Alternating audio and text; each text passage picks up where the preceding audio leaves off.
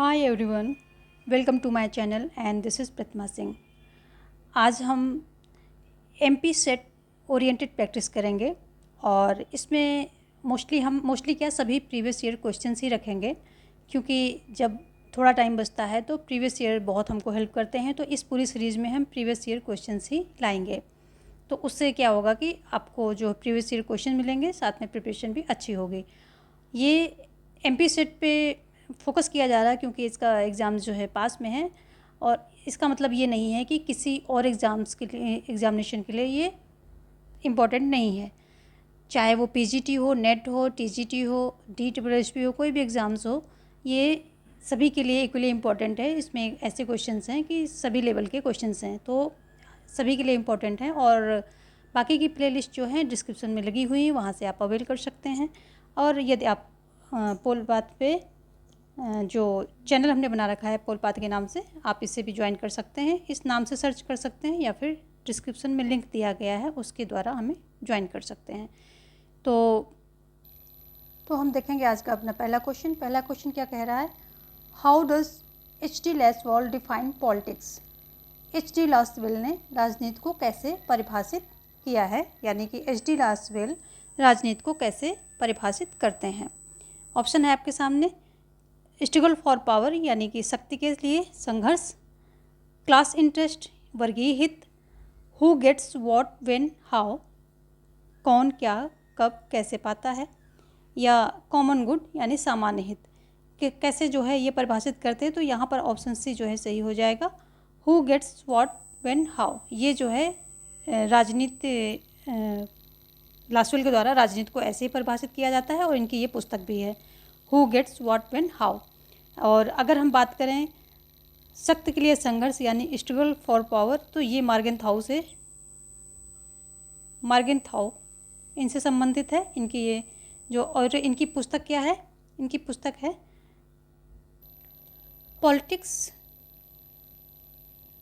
Politics among nations. Subtitle इसका क्या हो जाएगा, सब टाइटल हो जाएगा the struggle for power and peace, the struggle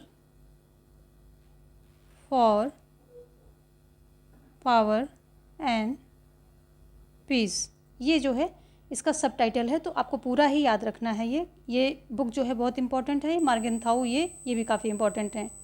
चलिए देखेंगे, यहाँ ऑप्शन सी जो है सही हो जाएगा। देखेंगे हम नेक्स्ट क्वेश्चन क्या कह रहा है। नेक्स्ट क्वेश्चन कह रहा है, who said over himself over his own body and mind the individual is sovereign. कौन कह रहा है ये। H.J. लास्की कह रहे हैं, या T.H. ग्रीन कह रहे हैं, या J.S. मिल कह रहे हैं, या बेंथम कह रहे हैं। तो ये जो बात कहने वाली है आप सभी को पता है कि ये J.S. मिल ने कहा है, तो ऑप्शन सी जो है यहाँ पर सही हो जाएगा। J.S. मिल द्वारा जो है ये कहा गया है, व्यक्ति अपने मन एवं शरीर पर संप्रभु है। Over himself over his body and mind the individual is sovereign. ठीक है। बेंथम क्या है, बेंथम उपयोगितावादी हैं। T.H. ग्रीन सकारात्मक उदारवाद से संबंधित हैं, और H.J. लास्की लोक कल्याणकारी कार्य के प्रवर्तक, लोक कल्याणकारी राज्य के प्रवर्तक हैं। देखेंगे नेक्स्ट क्या है। Khilafat movement in India was started to show solidarity with which countries sultan. निम्न में से किस देश के सुल्तान के साथ एकजुटता दिखाने के लिए भारत में खिलाफत आंदोलन की शुरुआत हुई थी। इराक, ईरान, या सऊदी अरब, या तुर्की। तो Turkey, option D is right answer. Turkey के सुल्तान के साथ जो है ये एकजुटता दिखाने के लिए खिलाफत आंदोलन की शुरुआत हुई थी। देखेंगे नेक्स्ट क्वेश्चन। अगला क्वेश्चन क्या कह रहा है। The provision that there shall be council of ministers with the prime minister to aid and advise the president is provided in which article. यह प्रावधान किस अनुच्छेद में दिया गया है कि राष्ट्रपति की सहायता एवं सलाह के लिए प्रधानमंत्री सहित एक मंत्रिपरिषद होगी। आर्टिकल 72 में दिया गया है, या 73 में, 4 में, या 5 में। तो ये 74 में दिया गया है, ये ऑप्शन सी यहाँ पर सही हो जाएगा। देखेंगे नेक्स्ट क्वेश्चन। अगला क्वेश्चन क्या कह रहा है, what is the adverse opposite of accountability in public administration. लोक प्रशासन में जवाबदेही निम्नलिखित में से किसके विपरीत है। रिस्पॉन्सिबिलिटी, या केंद्रीकरण, या विकेंद्रीकरण, या डेलीगेटेड अथॉरिटी। तो option D is the right answer, delegated authority, प्रदत्त अधिकारिता। ठीक है, प्रदत्त अधिकारिता, उत्तरदायित्व, केंद्रीकरण, विकेंद्रीकरण, प्रदत्त अधिकारिता, 4 ऑप्शन है उसमें प्रदत्त अधिकारिता यानी कि डेलीगेटेड अथॉरिटी आपकी ये जो राइट आंसर हो जाएगा। ठीक है, ऑप्शन डी। देखेंगे नेक्स्ट क्वेश्चन। नेक्स्ट क्वेश्चन क्या कह रहा है, निम्नलिखित में से कौन सी पुस्तक अतुल कोहली द्वारा लिखी गई है। विच पुस्तक is written by Atul Kohli. The India क्या है, द आइडिया ऑफ इंडिया, या India after Gandhi, the history of the world's largest democracy. अगला है the success of India's democracy, या state against democracy in search of women governance. तो किसके द्वारा, जो अतुल कोहली के द्वारा, विच पुस्तक is written by Atul Kohli, तो the success of India's democracy, option C is the right answer. ये जो है राइट हो जाएगा, ऑप्शन सी। और द आइडिया ऑफ इंडिया की बात करें अगर हम, द आइडिया ऑफ इंडिया के कौन है, सुनील खिलनानी। लिख लेते हैं इसको, सभी ये पुस्तक जो हैं इम्पोर्टेंट हैं। सुनील खिलनानी। और India after Gandhi, the history of world largest democracy, ये किसकी है, रामचंद्र गुहा की है। रामचंद्र गुहा ये इनकी है। और the success of India democracy ये तो अतुल कोहली की है। And the state against democracy in search of women governance, human governance, ये किसकी है, तो ये है रजनी कोठारी जी की है। रजनी कोठारी ये इनकी है। ठीक है, यहाँ पर option C is the right answer, the success of India's democracy is the book of Kohli.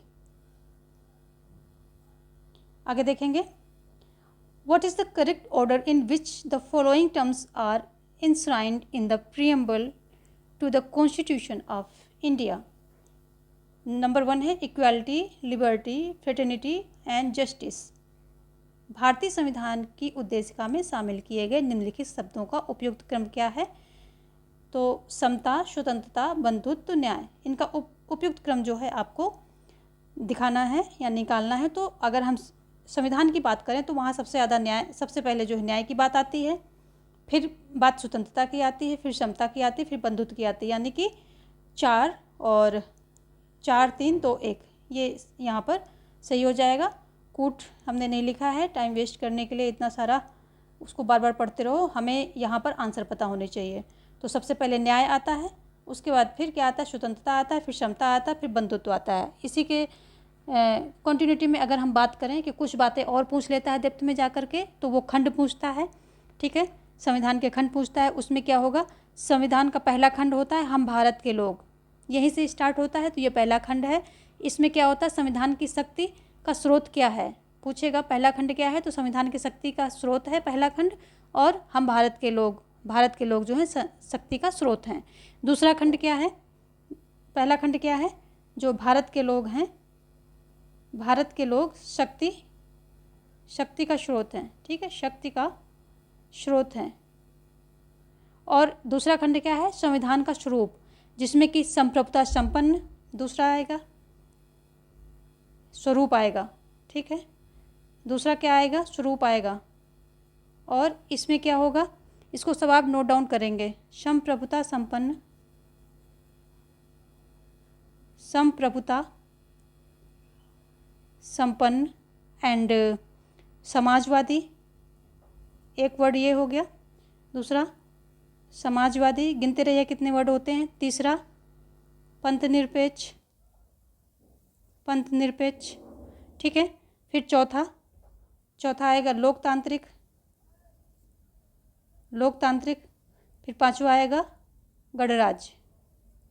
ठीक है, स्वरूप में 5 जो हैं वर्ड डाले गए हैं और इसमें कि समाजवादी पंथ निरपेक्ष जो 42nd अमेंडमेंट है उसके द्वारा जो है इंसर्ट किया गया है। पहले हमारे पास 3 ही वर्ड थे, संप्रभुता संपन्न, लोकतांत्रिक, गणराज्य। ओके, अभी 5 हैं। तो पहला खंड ये हो गया, भारत के लोग शक्ति का स्रोत हैं। दूसरा स्वरूप हो गया संविधान का, कैसा स्वरूप है, संप्रभुता संपन्न है, समाजवादी है, पंथ निरपेक्ष है, लोकतांत्रिक है, गणराज्य है। ठीक है। यदि हम अगले खंड की बात करें तो अगले खंड में संविधान के उद्देश्य आ जाएंगे। ठीक है, उद्देश्य आ जाएंगे और उद्देश्य में क्या क्या है, ये जो सामाजिक, आर्थिक, राजनीतिक न्याय, ये जो है उद्देश्य है। पहला उद्देश्य क्या है, पहला उद्देश्य सामाजिक, आर्थिक, शॉर्ट में लिखते हैं, सामाजिक, आर्थिक और राजनीतिक, धार्मिक मत कर देना, सामाजिक, आर्थिक, राजनीतिक न्याय की बात करता है, यानी कि 3 प्रकार के न्याय की बात करता है। ठीक है। उसके बाद क्या करता है, ये स्वतंत्रता की बात करता है। ठीक है, सब ये न्याय की बात कर ली। अब यहाँ जो है सेकंड में ये स्वतंत्रता की बात करेगा, यही इसका क्रम है, स्वतंत्रता, स्वतंत्रता की बात करेगा। और स्वतंत्रता में विचार अभिव्यक्ति, विचार सबको पता है, ज़्यादा लंबा नहीं जाना है, अभिव्यक्ति और विश्वास, विश्वास, धर्म और उपासना। गिनिए कितने हुए, 1 2 3 4 5, 5 तरह की स्वतंत्रता की बात ये करता है। ठीक है, 5, 3 तरह की न्याय, 5 तरह की स्वतंत्रता। और सेकंड खंड तीसरे उस पर आ जाएं हम तो फिर ये समता की बात करेगा, ये न्याय की बात यहाँ पर हो रही है। ठीक है, ये समता की बात करेगा।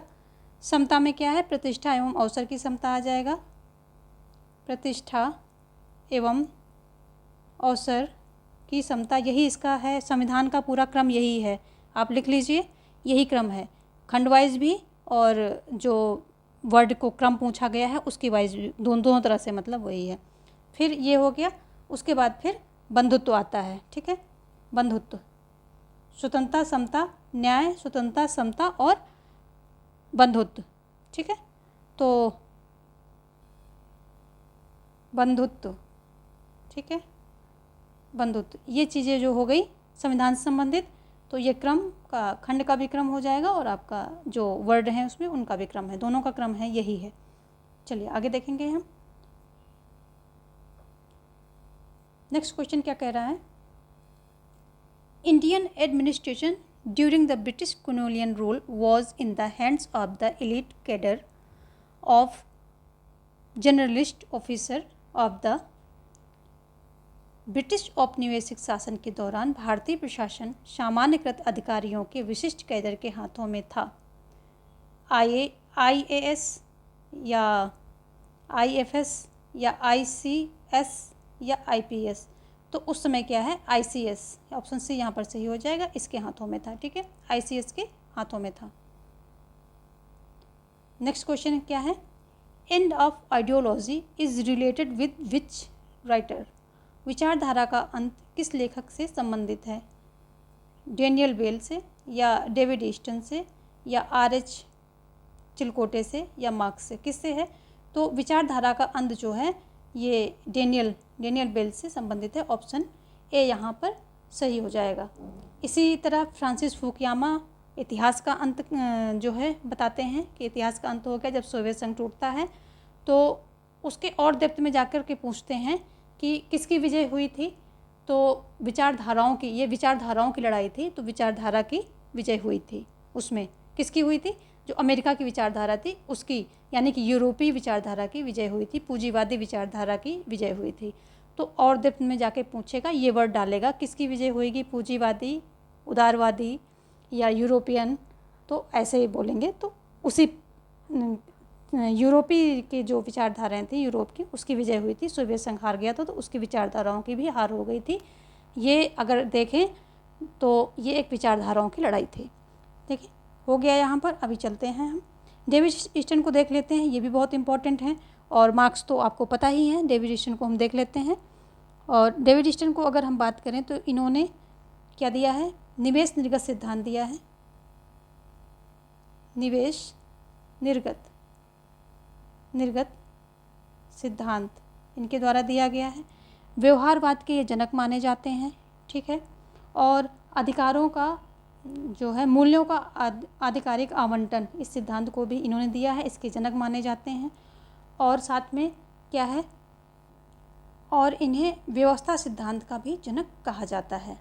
इसी प्रकार मार्क्स को देखें तो मार्क्स भी इम्पॉर्टेंट हैं, वैज्ञानिक समाजवाद के जनक माने जाते हैं। और साम्यवादी समाज की इन्होंने परिकल्पना की, और इनके बारे में मतलब बहुत कुछ है, कौन कौन सी इन्होंने थ्योरी दी हैं, क्या क्या दिया है, तो काफ़ी कुछ है। देखेंगे यहाँ पर ऑप्शन जो है ए सही हो रहा है, विचारों का अंत डेनियल बेल से संबंधित है। देखेंगे next question. Mary Wollstonecraft is known for her which theory. Mary Wollstonecraft अपने किस सिद्धांत के लिए जानी जाती हैं? लेबर राइट, या वुमेन राइट, या पीजेंट राइट, या चाइल्ड राइट। तो ऑप्शन बी यहाँ सही होगा। ये अब जो महिला के लिए, महिला के अधिकारों के लिए इन्होंने बहुत काम किया है, तो उसी लिए ये जानी जाती हैं, वुमेन राइट। और इनकी अगर हम बुक की बात करें तो vindication of right of women, ये इनकी पुस्तक का नाम है। और ये भी पुस्तक जो है आप लिख लीजिए, काफ़ी इम्पोर्टेंट है। ऑप्शन बी यहाँ पर सही हो रहा है, महिला अधिकार, इसके लिए इन्होंने जो है जानी जाती हैं, इस पर इन्होंने बहुत काम किया है। चलिए नेक्स्ट देखेंगे हम। अगला क्वेश्चन है, given below are some statements about a constitutional government, and constitutional government is number one where authority is derived from the constitution, second, a form of limited government, third, where the head of the state enjoys nominal powers, fourth, one where the constitution and the laws limit the exercise of powers। तो आपको select करना है। चलिए पहले नीचे हिंदी में देखेंगे। संवैधानिक सरकार के संबंध में कुछ कथन दिए गए हैं। क्या है कि एक संवैधानिक सरकार वो है जिसमें संविधान से सत्ता प्राप्त की जाती है, सीमित सरकार का रूप, या जहां राज्य के अध्यक्ष के पास नाम मात्र की शक्तियां होती हैं। चौथा है जहां संविधान एवं कानून सरकार की शक्तियों पर अंकुश लगाते हैं। तो इसमें जो है सभी सेंटेंस सही हैं, सिवाय जो है थर्ड को छोड़ के, बाकी सभी सही है। हमारा आंसर हो जाएगा first and second and fourth, ये जो है हमारा आंसर हो जाएगा, first, second and fourth. Third option is wrong. Okay, चलिए देखते हैं हम नेक्स्ट क्वेश्चन। नेक्स्ट क्वेश्चन क्या कह रहा है कि what happen, the concept of power elite is associated with whom among the following। शक्ति के अभिजन वर्ग की अवधारणा निम्नलिखित में से किसके साथ जुड़ी है? जेरमी बेंथम, या शुम्पीटर, या पेरेटो, या सी राइट मिल्स। तो शक्ति के अभिजन वर्ग की जो अवधारणा है ये सी राइट मिल्स के साथ जुड़ी हुई है। और अगर हम बात करें तो जो ये पेरेटो, शुम्पीटर, मोस्का, ये भी जो है ये विशिष्ट वर्गीय सिद्धांत के साथ जुड़े हुए हैं। और विशिष्ट वर्गीय सिद्धांत अनुभववादियों की देन है, ठीक है, अनुभववादियों की देन है। इनका नारा क्या है? संपूर्ण जनता समझदार नहीं होती है, और यदि जो है लोकतंत्र को बचाना है तो क्या करना होगा? तो इसे जनता से दूर रखना होगा, यानी कि सभी लोग शासन करने के लायक नहीं होते। अनुभववादियों का मानना ये है, इनका नारा ही यही है, और इन्हीं के जो है देन है ये सिद्धांत, विशिष्ट वर्गीय सिद्धांत, ठीक है। ये थोड़ा इसके बारे में था। चलिए आगे देखेंगे। यहाँ पर जो है ऑप्शन डी सही हो रहा है। देखेंगे हम नेक्स्ट क्वेश्चन। अगला क्वेश्चन क्या है कि who was the constitutional adviser to the constituent assembly. संविधान सभा के संवैधानिक परामर्शदाता कौन थे? के एम मुंशी, या टी कृष्णामाचारी, या बी एन राव, या डी पी मिश्रा। तो अगर हम संवैधानिक परामर्शदाता की बात करें तो B N Rau, option C यहाँ पर सही हो जाएगा, यही थे। और इन्होंने ही ये सुझाव दिया था कि संविधान का निर्माण है ये संविधान समिति के द्वारा नहीं, संविधान सभा के द्वारा होना चाहिए। और ये सुझाव इन्होंने 1934 में दिया था, ठीक है। ये बी एन राव से संबंधित फैक्ट है, कभी पूछ लेता है एग्ज़ाम में, तो ठीक है, आपको पता होना चाहिए। और अगर हम टी कृष्णामाचारी की बात करें इनकी, तो ये प्रारूप समिति यानी कि जो ड्राफ्ट कमेटी थी उसके सदस्य थे, सदस्य थे। अध्यक्ष कौन थे? तो अंबेडकर जी अध्यक्ष थे और ये 7 सदस्यों में से एक जो है सदस्य थे। टोटल 7 थे, अध्यक्ष को लेकर के 7 लोग थे उसमें। चलिए आगे देखेंगे हम। नेक्स्ट क्वेश्चन क्या कह रहा है? The concept of veil of ignorance is related to the concept of veil of ignorance. This is the concept veil of ignorance is related to. अज्ञानता का पर्दा किससे संबंधित है? हेयक से या नोजिक से या रॉल्स से या वाल्जर से? तो ये रॉल्स से संबंधित है। कई बार हम लोगों ने प्रैक्टिस कर ली है कि अगर जिस व्यक्ति को कानून बनाने हो किसी सोसाइटी के लिए, तो उसको खुद नहीं पता होना चाहिए कि सोसाइटी बनने के बाद जो मैं कानून बना रहा हूँ और जिस सोसाइटी में ये कानून अप्लाई किए जाएंगे, तो उस सोसाइटी जब ये बन के तैयार हो जाएगी तो मैं किस ग्रुप में, किस जो है स्ट्राटा में एग्जिस्ट करूँगा, लायक करूँगा, उसको नहीं पता होगा। तो वो क्या करेगा? एक फेयर कानून, एक फेयर जो है लॉज का क्या निर्माण करेगा, ताकि वो किसी भी स्ट्राटा में जाए, किसी भी समूह में जाए, तो उसको जो है मतलब मैक्सिमम जो है फ़ायदा मिले, नुकसान ना हो, कोई तकलीफ़ ना हो, कुछ उसको जो है झेलना ना पड़े। तो इसी को बोला है रॉल्स ने वेल ऑफ इग्नोरेंस। ठीक है, तो यानी कि जो व्यक्ति कानून बना रहा उसको ऐसे समझ के बनाना चाहिए कि मतलब वो बिल्कुल तटस्थ रह के उसको बनाना चाहिए, ताकि सभी सोसाइटी के सभी वर्ग को फ़ायदा मिल सके, सभी वर्ग खुश रहें। चलिए आगे देखते हैं, ज़्यादा डिटेल में नहीं जाएंगे, हम सिर्फ प्रीवियस ईयर देखेंगे और थोड़ा थोड़ा सा उसके बारे में बात करेंगे। चलिए, the federal council of Switzerland is Switzerland की संघीय परिषद कार्यपालिका है। क्या है? सिंगल एग्जीक्यूटिव यानी कि एकल कार्यपालिका, प्लूरल एग्जीक्यूटिव यानी कि बहुल कार्यपालिका, और डिस्पोटिक एग्जीक्यूटिव यानी कि निरंकुश कार्यपालिका, एंड नॉमिनल एग्जीक्यूटिव यानी कि प्रतीकात्मक कार्यपालिका। तो आप सभी को पता है कि स्विट्ज़रलैंड की कार्यपालिका बहुल कार्यपालिका है। Option B is right. And यहाँ पे बहुल कार्यपालिका में 7 सदस्य होते हैं और सभी की शक्तियाँ बराबर होती हैं। डिसीजन मेकिंग में सभी की पावर बराबर होती है। वेटेज इनका जो होता है, वेट ऑफ वोट, ये भी बराबर होता है।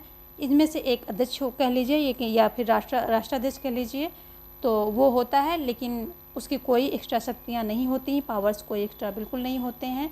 सिर्फ वो एक विश्व स्तर पे यानी कि वर्ल्ड लेवल पे दिखाने के लिए कि हाँ ये हमारा राष्ट्राध्यक्ष है, उतना ही उसका महत्व होता है। तो यानी कि सभी की पावर्स बराबर होती, डिसीजन मेकिंग में सबका बराबर रोल होता है, और इसी में से एक अध्यक्ष होता है और एक उपाध्यक्ष होता है।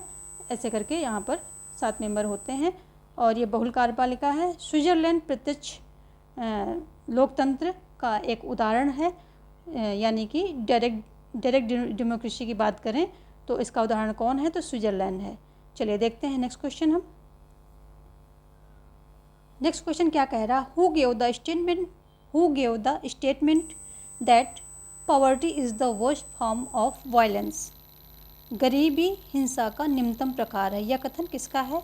हॉब्स का है या मानवेंद्र राय का है या महात्मा गांधी का है या वाल्जर का है? तो ये ऑप्शन सी यहाँ पर महात्मा गांधी हो जाएगा। महात्मा गांधी ने दिया था, और जो महात्मा गांधी का दर्शन है वो काफ़ी इम्पोर्टेंट है, आप लोग उसको डेप्थ में पढ़िए, क्योंकि यहाँ से बहुत सारे क्वेश्चंस आते हैं। इनका ट्रस्टीशिप का सिद्धांत है, वो भी बहुत पूछा जाता है। इनकी बुक्स हैं हिंद स्वराज, यंग इंडिया, और जो है एक इनकी आत्मकथा है सत्य के साथ मेरे प्रयोग। ये सब चीज़ें जो हैं बहुत ही कॉमन है, पूछी जाती हैं। राजनीति में इन्होंने बताया है कि जो है मतलब धर्म का जो है सम्मिश्रण करके राजनीति, यानी कि धर्म और राजनीति को ये अलग नहीं मानते हैं। ये भी इनका एक दर्शन का पार्ट है। सर्वोदय एक इनकी बुक है, और ग्राम पंचायतें जो है इनका एक सपना है, जो कि मतलब ये सारी चीज़ें इनके सिद्धांतों में आती हैं। और ये समाज का विकास के केंद्र में क्या है, इन्होंने गांव को रखा था कि गांव होने चाहिए। ये सारी चीज़ें हैं। चलिए, यहाँ महात्मा गांधी ऑप्शन सी सही हो जाएगा। देखेंगे हम नेक्स्ट क्वेश्चन। नेक्स्ट क्वेश्चन क्या कह रहा है कि which of the following countries has a very rigid constitution amending procedure? निम्नलिखित में से किस देश में संविधान संशोधन की प्रक्रिया अत्यधिक जटिल है? इंग्लैंड, अमेरिका, भारत या फ्रांस? तो this is America, option B is the right answer. America का जो कॉन्स्टिट्यूशन है इसकी अमेंडिंग प्रोसीजर यानी कि अमेंडमेंट का जो प्रक्रिया है वो बहुत ही जटिल है और अभी तक बहुत कम अमेंडमेंट इसीलिए वहाँ पर हो पाए हैं अमेरिका में। चलिए देखते हैं हम नेक्स्ट क्वेश्चन। यहाँ पर ऑप्शन बी जो है सही हो जाएगा। और यदि हम बात करें कि कब सबसे सरल यानी कि इजी प्रोसीजर किसका है, किस देश का है, तो वो इंग्लैंड का हो जाएगा। इजी प्रोसीजर यानी कि जो क्या होता है एक नम्न जो संविधान होता है वो हो जाएगा। और भारत क्या है, मिश्रण है, ये कठोर भी है और लचीला भी है। इंग्लैंड क्या है, अत्यधिक लचीला है। अमेरिका क्या है, अत्यधिक कठोर है।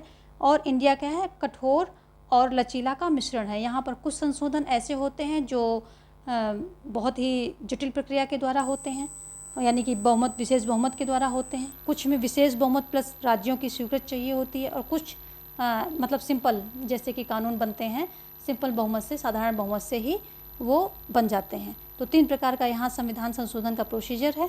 और जो है तो इसमें क्या है, लचीला भी है, कुछ बहुत ही इजी हैं तो लचीला भी है, कुछ बहुत कठोर हैं तो दोनों के बीच का है, यानी लचीला और कठोर दोनों है। भारत मिश्रण है। ठीक है, यहाँ पर ऑप्शन बी हो जाएगा। देखेंगे हम नेक्स्ट क्वेश्चन। अगला क्वेश्चन क्या कह रहा है, who among the following scholars has talked about the politics of scarcity in India? तो politics of scarcity in India, ये यहाँ पर मेन जो है क्या है, वाक्यांश है। तो यही इसकी पे बात हो रही है। निम्नलिखित में से किस विद्वान ने भारत में अभाव की राजनीति का जिक्र किया? तो किसने किया, डब्ल्यू मॉरिस जोन्स ने किया, या पॉल आर ब्राश ने किया है, या पाल वेलिस ने किया, या मायरन विनर ने किया है? तो भारत में अभाव की राजनीति या politics of scarcity in India, ये मायरन विनर के द्वारा जो है कहा गया है। इन्होंने जो है भारत की पॉलिटिक्स पर स्टडी किया था और इनका जो है काफ़ी ये इम्पोर्टेंट है। भारत की पॉलिटिक्स में इनका काफ़ी जो स्टडी में काफ़ी इन्होंने किया था और ये इम्पॉर्टेंट हैं, तो इनको भी आप थोड़ा सा पढ़ेंगे। Myron winner. चलिए यहाँ पर डी ऑप्शन सही हो जाएगा। ठीक है, देखेंगे हम नेक्स्ट क्वेश्चन। नेक्स्ट क्वेश्चन क्या कह रहा है, where does the term spoil system apply? लूट व्यवस्था शब्द कहाँ पर लागू होता है? मेरिट ब्यूरोक्रेसी, या पेट्रोनेज ब्यूरोक्रेसी, या जातीय नौकरशाही, या अभिभावक नौकरशाही? तो लूट प्रणाली जो है पेट्रोनेज ब्यूरोक्रेसी यानी कि संरक्षित नौकरशाही से संबंधित है। और ये अप्लाई कहाँ पर होता है, यानी कि ये व्यवस्था जो है कहाँ पर होती, किस जगह जो है शुरुआत होती है इसकी? तो इसकी शुरुआत जो है अमेरिका में होती है। और इसमें होता क्या है कि जब कोई राजनीतिक जो है राजनेता जीत कर आता है, तो राजनीतिक दल कह लीजिए या फिर नेता कह लीजिए, जीत कर आता है, तो वो अपने जो उसके निष्ठावान लोग होते हैं उनको जो है लोक सेवकों के पद पर नियुक्त कर देता है। तो और इसी को बोलते हैं कि जो लूट प्रणाली एक प्रकार से कहा गया है। देखेंगे नेक्स्ट क्वेश्चन। यहाँ पर बी ऑप्शन जो है आपका सही हो जाएगा और ये अमेरिका में जो है की जाती है और जैक्सन इसके जो है जनक बोले जाते हैं। ठीक है, अमेरिका में इसकी शुरुआत होती है। और अगर हम बात करें जनक की, जनक तो जैक्सन, ये जो है जनक माने जाते हैं। चलिए देखेंगे नेक्स्ट क्वेश्चन। अगला क्वेश्चन क्या कह रहा है, which one of the following statement is not correct regarding Aristotle? तो अरिस्टोटल के संबंध में कौन सा कथन सही नहीं है? There is subordination of inferior to superior, निम्नतर सदैव श्रेष्ठ के अधीन होता है। नेक्स्ट है man is by nature unequal, मनुष्य प्रकृति से असमान है। एंड थर्ड है slavery is justified because it does not secure the best condition for the slave, दासता न्याय संगत है क्योंकि यह दासों के लिए सर्वोत्तम वातावरण प्रदान नहीं करती है। एंड लास्ट है women by nature are subordinate to men. तो यहाँ पर जो है ये कथन सही नहीं है, सी जो सी ऑप्शन है यही गलत है। बाकी जो है निम्नतर सदैव श्रेष्ठ के अधीन होता है। यस, ये भी सही है। मनुष्य प्रकृति से असमान है, तो अरस्तु ने माना है जो असमानता को इन्होंने नेचुरल माना है। ठीक है, तो असमान है। और महिलाएं इन्होंने बोला है कि पुरुषों की शोभा किसमें, आज्ञा देने में होती है, और स्त्रियों की स्त्रियों की शोभा जो है आज्ञा मानने में होती है, ऐसा इन्होंने बोला है। यानी कि स्त्रियों को इन्होंने बहुत ही निम्न स्तर दिया था और वोटिंग में और कहीं इनको अधिकार नहीं दिया था। तो यहाँ पर ऑप्शन जो है सी सही हो जाएगा आपका, क्योंकि ये पूछ रहा है कौन सा ठीक नहीं है अरस्तु के अकॉर्डिंग, तो सी सही नहीं है। ये मानते थे कि दास्ता जो होती है ये प्राकृतिक है, यानी कि कुछ लोग बने ही होते हैं कि वो शासन करने के लिए उनका जो है स्किल, उनका माइंड जो है उस तरह से ही बना होता है कि वो शासन करें, और उनके पास सारे गुण होते हैं शासक बनने के, यानी कि किस हुक्म चलाने के। और कुछ लोग जो हैं हुक्म मानने के लिए बने होते हैं, उनका माइंडसेट जो है वैसा ही होता है। और दास्ता जो है क्या होती है, अगर वो दास जो हैं मालिक के साथ रहते हैं तो उनको वातावरण जो है अच्छा प्रदान करती है, क्योंकि दास जो है मालिक से धीरे धीरे सीखता है और अपने स्किल्स को, अपनी बुद्धि को, मतलब वो बुद्धिमान बन जाता है, अच्छा बन जाता है, उसमें वो सारे गुण आने लगते हैं, मालिक वाले सारे गुण आने लगते हैं। तो दास्ता जो है अच्छा वातावरण प्रदान करती है यदि मालिक के साथ दास रह रहा है। तो ऑप्शन सी यहाँ पर जो है गलत है, बाकी सारे सही हैं अरस्तु के अकॉर्डिंग। चलिए देखते हैं नेक्स्ट क्वेश्चन। अरस्तु ने राज्य के बारे में बोला था कि पर्याप्त जनसंख्या होनी चाहिए। ठीक है, प्लेटो ने राज्य के बारे में 5040 जनसंख्या की बात की थी। तो ये सब चीज़ें आई थिंक आप इतना बड़े लेवल पे पेपर देने जा रहे हैं तो आप सबको पता होंगी। चलिए हम देखते हैं, क्योंकि प्रैक्टिस में सब कुछ बताना पॉसिबल नहीं हो पाएगा, और जो क्वेश्चंस हैं उसी से रिगार्डिंग थोड़ी थोड़ी बातें करके हम आगे बढ़ेंगे। नेक्स्ट क्वेश्चन है, Marx does not believe in, Marx किस में बिलीव नहीं करते हैं? तो ideas are the reflection of the interplay of material force, विचार भौतिक शक्तियों की अन्योन्य क्रिया का प्रतिबिंब होते हैं। नेक्स्ट है, human consciousness determines social existence, मानवीय चेतना सामाजिक अस्तित्व का निर्धारण करती है। नेक्स्ट है, matter is active and dynamic, पदार्थ सक्रिय और गतिशील होता है। And last one, the base determines the superstructure, आधार अधिसंरचना का निर्धारण करते हैं। तो इसमें जो है the base determines the superstructure, ये भी राइट है। And matter is active and dynamic, ये भी राइट है। एंड मानवीय चेतना यानी कि human consciousness determines social existence, तो ये कॉन्शियसनेस को नहीं बल्कि ये मटेरियलिस्टिक चीज़ों को जो है मानते थे कि जो भौतिक चीज़ें हैं वही समाज का अस्तित्व है, वही समाज का आधार होती हैं किसी समाज का, और वही उत्पादन के साधन और भौतिक चीज़ें जो होती वही होती हैं। तो ये कथन इनके अकॉर्डिंग गलत है, बाकी सभी सही हैं। विचार भौतिक शक्तियों की अन्योन्य क्रिया का प्रतिबिंब होते हैं, यानी कि ideas are the reflection of the interplay of the material force. तो इन्होंने मटेरियल फोर्स को जो है काफ़ी, जो मटेरियलिस्टिक चीज़ें हैं, मटेरियल फोर्स है उसको अहमियत दी है, तो और विचारों को कम अहमियत दी, यानी कि विचारों के बाद पहले मटेरियल जो है फोर्सेस हैं। कहते हैं जो हमारे आसपास होता है उसी के अकॉर्डिंग हमारे विचार जो हैं बनते हैं, दिया भी है। Ideas are reflection of the interplay of material forces. तो यहाँ पर कौन सा है? Option B. क्या पूछ रहा है? नहीं मानते हैं, तो ऑप्शन बी जो है मानवीय चेतना सामाजिक अस्तित्व का निर्धारण करती है, तो ये जो है राइट हो जाएगा। चलिए आगे देखेंगे हम। नेक्स्ट क्या कह रहा है,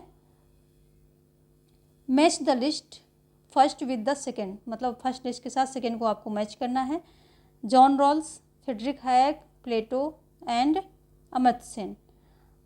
ideas of justice, the republic, the theory of justice, the road to serfdom. तो अगर कहीं कोई दिक्कत होती है तो सबसे ईजी से हम मिलाना शुरू करते हैं। जैसे हमने क्या है, प्लेटो को हमने बहुत बार पढ़ा होगा, आप सबने पढ़ा होगा, तो प्लेटो को सबसे पहले मिला लेते हैं भाई, द रिपब्लिक। फिर जॉन रॉल्स को भी हमने बहुत पढ़ा है, तो क्या आ जाएंगे? Theory of justice. फिर किसको आपने पढ़ा होगा? अमर्त्य सेन को पक्का आपने देखा होगा, क्या है? Idea of justice. John Rawls की थ्योरी ऑफ जस्टिस है और अमर्त्य सेन की क्या है? Idea of justice. ठीक है, उसके बाद ये जो फ्रेडरिक हायक बचते हैं, द रोड टू सर्फडम, ये इनकी हो जाएगी। ठीक है, तो क्या है, पहले का है तीसरा, ठीक है, पहले का तीसरा है, फिर फ्रेडरिक हायक दूसरे का हो जाएगा, जो है चौथा हो जाएगा। ठीक है, चौथा हो जाएगा। उसके बाद क्या आता है, प्लेटो का हो जाएगा दूसरा। ठीक है, उसके बाद क्या है, अमर्त्य सेन का हो जाएगा पहला। तो third, fourth, second and one, ये हमारा third, fourth, second and one, ये हमारा आंसर निकल के आ गया। ठीक है, चलिए देखते हैं आगे नेक्स्ट क्वेश्चन क्या कह रहा है। Next one is which one of the following is not a function of the UPSC. निम्नलिखित में से कौन सा कार्य संघ लोक सेवा आयोग का नहीं है, किसका नहीं है। Advise the government on disciplinary matter affecting civil servant, सरकार के लोक सेवकों के अनुशासनात्मक मामलों में सलाह देना। एंड दूसरा है advise the government on all matters relating to the transfer of civil servant, लोक सेवकों के स्थानांतरण से संबंधित सभी मामलों में सरकार को सलाह देना। नेक्स्ट है advise to the government on the suitability of candidates for promotion, सरकार को लोक सेवकों की पदोन्नति की योग्यता के संबंध में सलाह देना। And last one is advise the union government on all matters relating to the method of recruitment and principles to be followed in making appointments to civil services, केंद्र सरकार को लोक सेवकों की भर्ती की पद्धति से लेकर नियुक्ति करने तक के सिद्धांतों पर सलाह देना। तो सभी यहाँ पर राइट हैं, सिर्फ जो ट्रांसफ़र संबंधित है ये राइट नहीं होगा यहाँ पर। तो यहाँ पर क्या पूछ रहा है, नहीं, निम्नलिखित में से कौन सा कार्य संघ लोक सेवा आयोग का नहीं है। तो जो ट्रांसफ़र संबंधित मामलों में सरकार को सलाह देना, ये इनका काम नहीं। Option B is the right answer. ठीक है, option B is the right answer. Okay, चलिए देखते हैं next what is saying. Next is which principle, sorry it is not principle, this is political, which political concept was described by Edmund Burke and the most shameless thing in the world। Edmund Burke के द्वारा किस राजनीतिक सिद्धांत को दुनिया की सबसे शर्मनाक वस्तु के रूप में परिभाषित किया गया। परंपरा, क्रांति, डेमोक्रेसी या अधिकार। तो ये जो है इन्होंने लोकतंत्र को सबसे ज़्यादा शर्मनाक वस्तु के रूप में परिभाषित किया है। Option C is the right answer. Okay, चलिए देखते हैं नेक्स्ट क्वेश्चन। हम नेक्स्ट क्वेश्चन क्या है,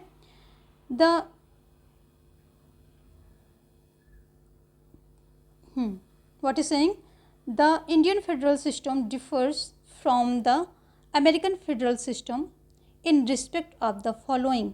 first one is representation of the states in the upper house of the federal legislature, and second, existence of the written constitution, and third, vesting of residuary powers in states,